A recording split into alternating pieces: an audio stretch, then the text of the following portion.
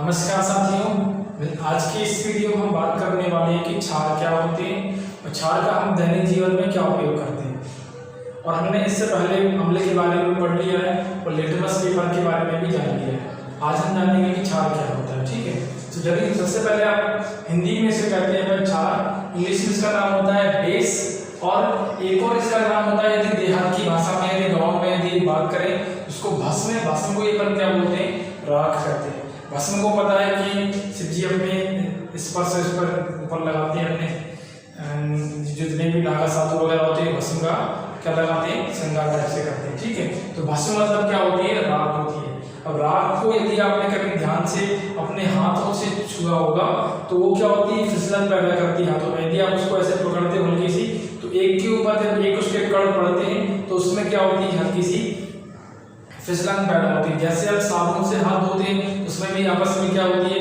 फिसलन पैदा होती है। तो वैसे ही क्या होती है, भस्म में भी वही गुण पाया जाता है। ठीक है, सबसे पहला बिंदु आपको क्या याद रखना है कि क्षार की पहचान क्या होती है। जैसा कि मैंने आपको बताया था कि अम्ल की पहचान मतलब उसमें हाइड्रोजन प्रेजेंट होना चाहिए, और क्षार की पहचान के लिए क्या होना चाहिए, OH। आपको क्या याद रखना है, जहां कहीं भी OH आपको दिख जाए आप समझ जाओ कि वो क्षार के बारे में हमसे बात कर रहा है। अब जैसे कि मैंने आपसे कहा था कि अम्ल स्वाद में कैसे होते हैं, खट्टे होते हैं, और क्षार कैसे होंगे स्वाद में। यदि आप क्षार का सेवन करेंगे तो स्वाद में कैसे होते हैं, तीखे और कड़वे होते हैं। तीखे का मतलब क्या होता है, हल्का सा चटपटा। कड़वे मतलब जैसे दवाइयाँ वगैरह जो भी आप खाते हो उनमें क्षार की मात्रा ज्यादा होती है, क्योंकि यहाँ पर जीभ का सबसे आखिरी वाला भाग होता है, वहीं पर ये कड़वा स्वाद आता है, जिसे अपन बोलते हैं बिटर। ठीक है, अगला बिंदु इसमें इन्हें छूने पर साबुन जैसी फिसलन पैदा होती है, जो कि मैं आपको पहले स्टार्टिंग में बता चुका हूँ कि क्षार क्या होती है, जिनमें OH हो जाए, और दूसरी बात क्या हो, जिनमें फिसलन पैदा हो। ठीक है, जैसे आप समझ सकते हो क्या, कठोर साबुन। देखिए साबुन के बारे में यहाँ पे टर्म आया, साबुन बनती कैसे। ये आप एक टर्म लिखा है कठोर साबुन, और यहाँ पे एक और लिखा है आपका मृदु साबुन। कठोर मतलब होता है आपका हार्ड सोप, इसे अपन कहते हैं हार्ड। और आपका जो मृदु साबुन होता है, क्योंकि यदि आपने मेरा वाटर वाला चैप्टर पढ़ा है तो वहां पे मैंने वाटर के बारे में पढ़ाया है आपको। एक में पढ़ाया था कठोर जल क्या होता है और मृदु जल क्या होता है, उसमें मैंने आपको भारी जल और कठोर आसुत जल के बारे में मैंने आपको बताया था। ठीक है, देखिए मृदु मतलब हो जाएगा आपका सॉफ्ट सोप। देखिए दोनों में अंतर क्या होता है। बेसिकली जो साबुन होता है वह क्या होता है, एक प्रकार का क्षार ही होता है। यदि आप OH के साथ में किसको जोड़ दें, या तो आप सोडियम को जोड़ दें या फिर आप पोटेशियम को जोड़ दें। बात ध्यान से रखना, यदि हम OH ग्रुप के साथ में या तो आप सोडियम को जोड़ दो या फिर पोटेशियम को जोड़ दो, तो उस कंडीशन में हमेशा क्या बनता है, आपका साबुन बनता है। देखिए यदि आप OH के साथ में सोडियम को जोड़ते हैं तो कौन सा साबुन बनता है, आपका कठोर साबुन बनता है। जैसे कि कपड़ा धुलने वाला साबुन जो आता है, बर्तन साफ करने वाला जो भी आपका विम आता है, अलग अलग टाइप की जो भी आपकी वॉशिंग घड़ी साबुन जो आती है आपकी, ठीक है, और निर्मा साबुन, जो भी अलग अलग वैरायटी की साबुन आती है जो बहुत ज्यादा हार्ड होती है, जिनका उपयोग क्या करते हैं, उन कपड़ों को साफ करने के लिए करते हैं। तो उनका मतलब क्या होता है, वो जो फॉर्मूला उसमें जो बना होता है वह क्या होता है, OH के साथ में सोडियम मिला होता है, तो उसे अपन क्या कहते हैं, कठोर साबुन कहते हैं। यदि हम इसी OH के साथ में किसको जोड़ दें, पोटेशियम को जोड़ दें, किसको, K को, देखो इधर क्या लगा है, K के साथ में OH जोड़ा है। यदि OH के साथ में हम पोटेशियम को जोड़ देते हैं तो हमारा मृदु साबुन बन जाता है। ठीक है, यदि पोटेशियम की मात्रा हम जितनी ज्यादा बढ़ाएंगे साबुन आपका उतना ही अच्छा सॉफ्ट होता चला जाएगा। जिससे कि डव साबुन बहुत ज्यादा सॉफ्ट होता है, लाइफबॉय वगैरह हो गया, संतूर साबुन, और भी बहुत अलग अलग कंपनी की साबुन आती है। तो नहाने के लिए हम जो साबुन का उपयोग करते हैं उसमें पोटेशियम, सॉरी उसमें क्या होता है आपका K, पोटेशियम मिला होता है। ठीक है, और जो कपड़ा धोने की साबुन होती है, सॉरी मैं साबुन कह रहा हूँ, बात वही है, तो उसमें क्या मिला होता है, आपका सोडियम मिला होता है। तो आप समझ गए होंगे कि साबुन किस प्रकार से बनती है। ठीक है, अब देखिए पहला यहाँ पे क्या लिखा है, NaOH। इसको अपन, इसका जो नाम होता है क्या होता है, कास्टिक सोडा। इसका यूज क्या करते हैं, कठोर साबुन को बनाने में। कागज, अब कागज कैसे, कागज को बनाने के लिए आप जानते हैं कि लकड़ी की आवश्यकता होती है, और लकड़ी कहाँ से आती है? पेड़ पौधे। तो लकड़ी को काट कर उसको छोटे छोटे टुकड़ों में तोड़ने के बाद में जब कागज की लुगदी बनाई जाती है, जब लकड़ी की लुगदी बनाई जाती है, कागज की लुगदी कैसे बनती है? कागज को फाड़ो, पानी में डुबो दो, सुबह तक उसकी लुगदी बन जाएगी। उसी प्रकार से यदि हम NaOH को लकड़ी के बुरादे में मिला दें तो उस कंडीशन में लकड़ी की जो छीलन होती है वह लुगदी के फॉर्म में बन जाती है, और उससे आपका क्या बनता है? कागज बन जाता है। ठीक है, तो कागज के उद्योग में और कपड़ा उद्योग में भी हम कास्टिक सोडा का उपयोग करते हैं। ठीक है, खासतौर से आपको याद रखना साबुन के लिए विरंजक चूर्ण, जिसे अपन इंग्लिश में कहते हैं bleaching powder, cement, plaster. Cement को कभी पकड़ के देखा होगा आपने, तो ऐसे हाथ में पकड़ते तो पाउडर फॉर्म होती है, उसमें फिसलन पैदा होती है। कभी ध्यान से उसको पकड़ा हुआ, आपको थोड़ी सी हाथ में लीजिए, उसको पकड़िए तो आपको हाथ में रुकेगी नहीं, फिसलने लगेगी। तो देखो जहां भी फिसलन का गुण पाया जाएगा वो चीज क्या होती है? आपकी क्षार होती है। ठीक है, तो विरंजक चूर्ण, सीमेंट और प्लास्टर जो होते हैं वो क्या? कैल्शियम हाइड्रोक्साइड CaOH का प्रोडक्ट, जिससे अपन क्या कहते हैं? चूने का पानी। ये भी क्या होता है? एक प्रकार का क्षार होता है।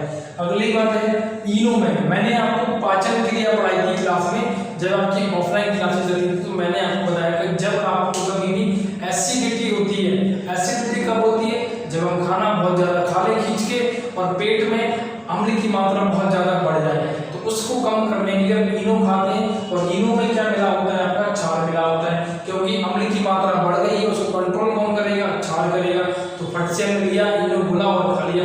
एक बात और याद रखना, इनो को जैसे हम पानी में डालते हैं तो उसमें बुलबुले पैदा होते हैं बहुत जोर से, तो बुलबुले पैदा होने के बाद एक गैस बाहर निकलती है जो बुलबुलों के साथ में बाहर की तरफ फूटने लगती है। वो कौन सी गैस होती है? मुझे ध्यान से बताना। एक तो मैं बता देता हूँ कि इनो को जैसे हम पानी में घोलते हैं तो घोलने के बाद में फट से उसमें रिएक्शन होती है, रिएक्शन होने के साथ में उसमें बुलबुले निकलते हैं, और बुलबुलों के साथ में उसमें सदैव कार्बन डाइऑक्साइड गैस क्या होती है? बाहर की तरफ प्रोड्यूस होती है। ये बात आप इसमें हमेशा याद रखना। यदि आपसे क्वेश्चन जनरली पूछता है कि जब हम इनो को पानी में डालते हैं तो उसमें कौन सी गैस बाहर की तरफ निकलती है? अग्निशामक जो यंत्र होते हैं, फायर एग्जॉस्टर, जो टंकी टाइप की लगी होती है रेड कलर की, तो उनमें भी किसका यूज करते हैं? मैग्नीशियम हाइड्रोक्साइड का, जिससे अपन क्या करते हैं? Milk of magnesia. अब इसे मिल्क ऑफ मैग्नीशिया क्यों कह रहे हैं? स्पेलिंग चेक कर लेना, गलत हो सकती है। ठीक है, कोई दिक्कत नहीं। तो मिल्क ऑफ मैग्नीशियम क्यों बोल रहे हैं इसको? क्योंकि इसका जो रंग होता है दूध के समान सफेद होता है। तो याद रखो मिल्क ऑफ मैग्नीशियम का उपयोग क्या करते हैं? अपन इनो को बनाने में करते हैं। ठीक है, अगला ये बता चुका हूं मैं, शैम्पू, शेविंग क्रीम या जो आपका सॉफ्ट सॉप होता है उसमें क्या होता है? KOH आपका इसमें मिला होता है। ठीक है, इसे अपन क्या बोलते हैं? कास्टिक पोटाश कहते हैं। अब चलिए हम इसमें जान लेते हैं कि वैज्ञानिक दृष्टिकोण से क्षार की परिभाषा क्या होती है, इसका pH कैसे निकालते हैं अपन, और यह लिटमस के पेपर को इसमें क्या अंतर पड़ता है। चलिए जानते हैं। अब जानते हैं कि वैज्ञानिक दृष्टि से क्षार की परिभाषा क्या होती है। देखो, जिस प्रकार से अम्ल को बताने के लिए 3 पर्सन आए थे, वैसे ही वैसे क्षार को बताने के लिए सेम टू सेम 3 वैज्ञानिक आ गए। पहले कौन है? आर्हेनियस, दूसरे कौन है? ब्रोस्टेड और लॉरी, और थर्ड कौन है? Louis uncle. ठीक है, अब देखो आर्हेनियस ने क्या कहा कि यार किसी भी क्षार को लो जल में डुबो दो, और जल में घुल जाए यदि वो, मतलब पानी में घुल के यदि वह क्या करे? OH आयन दे दे। वहां पे क्या देता था? अम्ल के केस में H+ आयन, इसको क्या बोलते हैं? Hydroxide, hydroxide ion. यदि आप किसी भी क्षार को ले लो और उसको पानी में डुबो दो, तो पानी में डुबोने के बाद में यदि भाई OH- आयन देता है तो आर्हेनियस के अनुसार वही कौन हो जाएगा? आपका क्षार हो जाएगा। यदि मान लो पानी में डुबोने पर वह H+ आयन देता तो कौन होता? वह अम्ल होता। मैंने आपको बताया था। ठीक है, ब्रोस्टेड और लॉरी के अनुसार क्या कहा था लॉरी ने? देखो वहां पे अम्ल के केस में ये क्या कह रहे थे कि प्रोटॉन को आप दान कर दो, अब लेकिन क्षार के केस में क्या कह रहे हैं? प्रोटॉन को आप एक्सेप्ट कर लो, वही केस में रहेगा आपका। तो इन दोनों के अनुसार क्षार क्या होंगे? जो प्रोटॉन एक्सेप्ट कर लें या प्रोटॉन को अपने पास रख लें या उनको ग्रहण कर लें, तो वह कौन होते हैं? क्षार होते हैं। ये बात आपको इसमें याद रखना है। उसके बाद लुईस के अनुसार क्या होंगे? लुईस के अनुसार क्षार कौन होते हैं? क्षार वे होते हैं जो